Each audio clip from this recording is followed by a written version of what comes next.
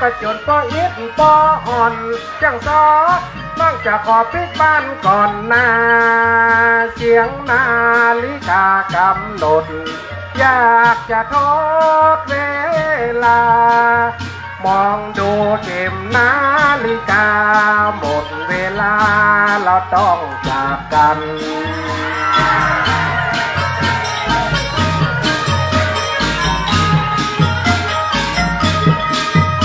ยกมือขึ้นบายบายเป็นความหมายว่าต้องลาก่อนลาก่อนลาก่อนปีหน้าจะย้อนจะปิกมาเต้นเหมใหม่หนอในบทวักนี้ขอวาดวางลายปุ๋งคำใหญ่คำซอไว้ก่อนเลยว้าวจัดน้อยปล่อยแม่เนาะพอน้ำเดี๋ยวกันใส่เอาเขาไปออกข่าวหมดเด้อจำใจแต่เขาได้ทายนะโอ้อีเมย์พังรายการกระสเนการลงนึกไอเมย์ต้นเนี่ยก็ครับครับม่วนนั้นสันเล่ากันนะครับเนาะเดี๋ยวไหวจะตุกใจทำประสงค์ก่อนนะครับเน้อลำดับแรกนะครับขอเรียนเชิญลูกหลานพ่อท้าแม่บัวแก้วบุญนำมานะครับถวายปัจจัยนะครับคันเทศนะครับแล้วก็ขอเรียนเชิญครับอาจารย์นิพธิภากรทิพย์จรคุณฮานูนคุณสมศรีเขื่อนแก้วคุณจิรกิจคุณจิรกรเขื่อนแก้วนางสาวชนนิสาปัญญาสอนแม่สะอาดกาเงินครอบครัวจันเอ้ยนะครับได้ช่วยกันครับทดสอบครับได้ช่วยไม่กันมาถวายนะครับ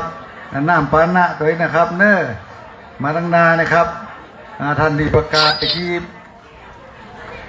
อาจารย์ทิพกรทิพจรนะครับคุณอานูนคุณสมศรีเขื่อนแก้วคุณจิรกิจจิรกรเขื่อนแก้วชกษาปัญญาสอนแม่สะอาดกาเงินครอบครัวจันเอ้ยนะครับครับถวายน้ำปานะตัวนี้นะครับหน้ามาครับทางด้านหน้าครับครับช่วยกันยกถวายครับช่วยกันทั้งหมดนะครับ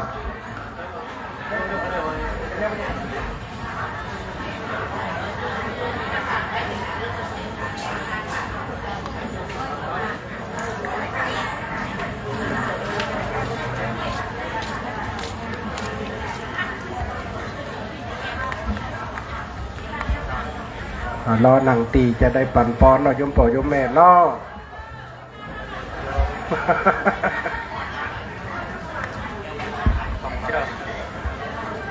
ครับอนุนขันแก้วนะครับขันแก้วทั้งสามครับขันสามเหลี่ยมครับยกวักกำขันแก้วทั้งสามครับหับปอนก่อนเด้อหับปอนได้จะได้ปอนนะแม่เนอะเด็ดมีน้ำหยาดกระเทียมน้ำหยาดเนอะสัพพะทานังธรรมะทานังสีนาติเอวังหนตุดีและส่วนอาจในวันนี้หากเป็นวันดีเป็นวันสลีสุภมังคละอันลำเลิศประเสริฐยิ่งกว่าวันและยามตั้งหลายปณีไม่มียางสมณะสัทธามุลสัทธาวัดนากวมไตจุโคจุโคนใดมาฟังธรรมบัติสนา13 กันตั้งแต่เมื่อวานถึงวันนี้รวมเป็น14-15 กันยังกระถาปันและอานิสงส์เวสสันดรโพสถึงกันละครในที่ข้าการละวันนี้ย้ำนี่ขอปันจกปันป้อนให้เจ้าพ่อเจ้าแม่มุลศรัทธาตั้งหลายแม่นวัดได้มาน้อมจิตน้อมใจเฮือของเป็นตานจักไผ่ไผ่ยบุญไปหาญาติกาพี่ตามันดาพ่อแม่ก็หอไปจอดไปหลอดไปถึงตานไปหาสัตว์สัพพสัตเจ้ากรรมในเวรเจ้าติ๋มเจ้าขินเจ้าตาเจ้าป่าปะเคาะตั้งหลายอันเวียนแหวนในพระธาตุ12 ราศีมีอาทิตย์จันทร์พุธการสุขเสาร์ลาหูเขตจนได้ก่อนที่จงหลักงับกับหายกายเป็นโสมะโดนให้กายเป็นโสมะจงน้อมมายังจกปีจกเดือนจกวันจกงามอายุปีอายุเดือนอายุวันอายุย้ำไปใจขออีปล่อยแม่ห่างจากไฟไก่จากเว้นเกี่ยหายจากการอุบาท พญาตั้งหลายมามีพญาที่96ล้มหลาย15เคาะโจดจ้าง62พญา25ตั้งหลายอ้นตั้งหลายตั้ง8อย่าในเบียงแบดมาถูกมาต้องจัดตาขอคือมีกำลังวังช้าแข้งขาบ่ปวดตัวบ่มวยบ่ใครอยู่เป็นหลุมโพหลุมไส้กับลูกกับหลานอายุเมื่อนนั้นหน่อยเศร้ากับเข้าว่าสาแม่นจักลูกไม่มีลูกไม่ยิงมีหลานไม่ยิงขอจบนางพยาบาลเป็นคนหญิงคนนายมีลูกปัจจามีหลานปัจจาเป็นคนจบปริญญาเอกปริญญาโทเป็นคนใหญ่โตในภายผักนามีหอมือเฮือนอยู่ในขอบคลองมีเงินมีท้องไว้ใจวิจัยมีน้ำมีไห่หลายตีหลายโหนเป็นมงคลกับตนตัวและขอบครัวตีปล่อยเมได้จุกใจฮือดันในตีคากะละวันนี้ยำนี่แต่ดีหลีตามอัตถาบาลีพระภูมิพระภาคเจ้าได้ติดเตสนาไว้ว่ายะถาวลิวะหาปุลาปลิปุเรนติสากลังเอวะเมวะอิโตทินังเปตานังอุปกปปติอิสิตังปฏิตังตุมังคิปะเมวะจะมีจตุสเพปุเรนตุสังกปาจันโทปนะละโสยถามณิโจติละโสยถาสัพปิติโยวิวัสันตุสัพพะโลกวินัสสันตุมาเตภวะวันตะละโยสุขีติคาโยโกภาวะอภิวาทนาสีลิสนิจังวุฒาปัจจายโนจัตตโลธรรมาวะทันติอายุวันโนสุขังปะลังอยู่ดีมีสุขสุขผลเน ขออนุโมทนาในเมตตาธรรม สันติสิโนวาราปติมุเลมาลังสะเสนังมหันเตงเวจโยสัมโพธิมากัจจิอนันตัญญโนโยโลกุตโมตังปนามามิพุทธังตังปนามามิธัมมังตังปนามามิสังฆังสาธุสาธุโอกาสาคาเดพาตินารายราตานาพันแหวพระเจ้าเจ้าทั้งสามประการตนดลงอันกุลอันกว้างขวางอนานาเด็กเป็นแก้วลูกวิเศษลูกเรื่องงามอาจจะไหนวันนี้ไม่มีศรัทธาได้ปากันว่าฟังธรรมมหาจารย์ในวัดนาความใจสถานตัดตีนี้เป็นปาริปุณนางเสียสินเมียนเลี้ยวผู้ขาทั้งหลายก็ขอลวดอำลากากาดไปสู่คารวาสของไผ่ของบ้านตัวขาทั้งหลายได้ตกแต่งแปลงพร้อมตกแต่งน้อมนำมายังขันแก้วทั้งสามอันเต็มไปด้วยข้าวตอกดอกไม้ได้ตูบเพียนงามมีต่างๆนานาเพื่อถวายปูจาสุมาการวะยังพระแก้วเจ้าทั้งสามนารามในวัดวาอารามวัดนาความใจสถานาตัดตินีหลอนว่าสถาผู้ขาทั้งหลายได้คืนที่ต่ำๆได้ย่ำที่สูงได้ต้องกายเที่ยวกายได้กระทำอันบ่ดีบ่งามทั้งหลายด้วยกายกรรมวจีกรรมมโนกรรมอุปาหานังได้สุบเกิบสุบวกสำแดงกิริยาในขวางแก้วทั้งสามตัวข้าทั้งหลายก็กลัวเป็นบาปโทษแต่นักหนาขออังกาลาธนาพระแก้วเจ้าทั้งสามประการจุงปฏิกาหา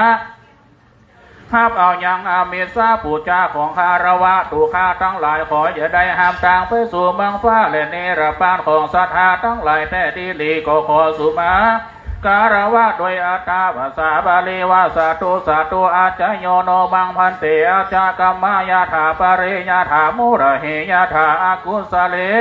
โยหังพันเตชาติโตปัฏฐายาปมาตังวาอากัมมะอโยนิโสมนาสิการังวาอาคัมมะพุทเทวาธัมเมวาสังเทวาอาการวังวาอากามาริมหากาเยนะวาจามนัสสวาเตสังโนปันเตอาจยังอาจารยาโตปาติการหันโตอาญาติงสังวราญาสัพพังโตสังฆามันโตโนไว้พระเลยเด้อนี่คือผลแห่ดวดเลยอรหังสัมมาสัมพุทโธภะคะวาพุทธังภะคะวันตังอภิวาเทมิสวากขาโตภะคะวตาธัมโมธัมมังนัมสสามิสุปฏิปันโนสังโฆสังฆานามา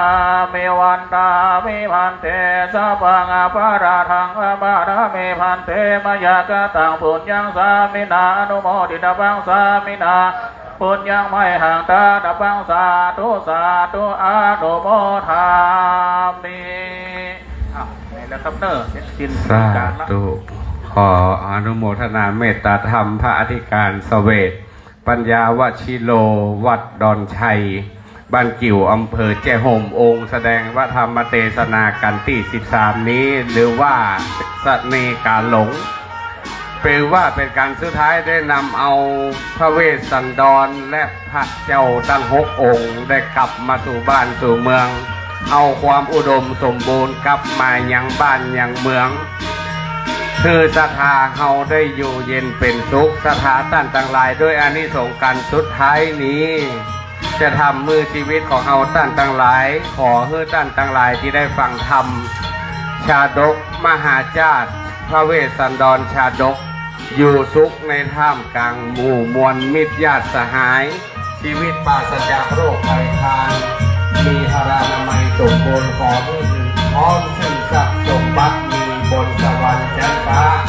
กันเมื่อมดมีนิพพานเป็นที่เบื้องหน้ากันทุกผู้ทุกคนทรงดังอนิสงส์ที่ได้บอกไว้แล้วว่าเราจะปิดอบายภูมิกันหนึ่งภพหนึ่งชาติแล้วเราจะมีกันบนสวรรค์ชั้นฟ้าดาวดึงแล้วเราจะได้ลงมาเกิดเพื่อสั่งสมบารมีและได้เกิดในยุคของพระอริยเมตไตรกันทุกผู้ทุกคนเนอะวันนี้ขออนุโมทนากับศรัทธาเฮาท่านทั้งหลายที่ได้มาร่วมฟังธรรมกันว่าเฮาจะกลับบ้านหรือว่าเฮาจะไปร้องไปเนใครที่ยังม่วนอยู่เราจะไปพอฟังเพลงเพื่อนก็ยังบรรเลงชมงานมหาญาติของเราวันนี้สิ้นสุดลงแล้วทั้งหมด13ชั้นสาธุขออนุโมทนาด้วยเนอะเจอขออนุโมทนากันโยมพ่อโยมแม่ด้วยเนอะตอนนี้ใครที่จะไม่ขอให้เดินทางกลับบ้านกันโดยปลอดภัยหรือว่าศรัทธาญาติโยมเราตั้งหลากหลายใครที่ยังม่วนอยู่แห่ป้าทองก็ยังแห่บรรเลงไปเรื่อยๆเนอะโยมแม่เนอะได้ใส่สินเพื่อเป็นอานิสงส์เอาอย่าดึงคิดไปมัดลมมัดลามัดแขนมัดมือละอ่อนที่บ้านตามเทศกาลงานต่างๆใดๆก็ขออนุโมทนากับศรัทธาโดยเนอะวันนี้สาธุการเจริญพรกันทุกคนทุกท่านสาธุเนอะเทวพระศาสนาเลยเขาได้เข้าบ้านเลย ใครพ่อเลยเขาพ่อได้เลยนะที่ยังแต่จะมาได้ยินสักคน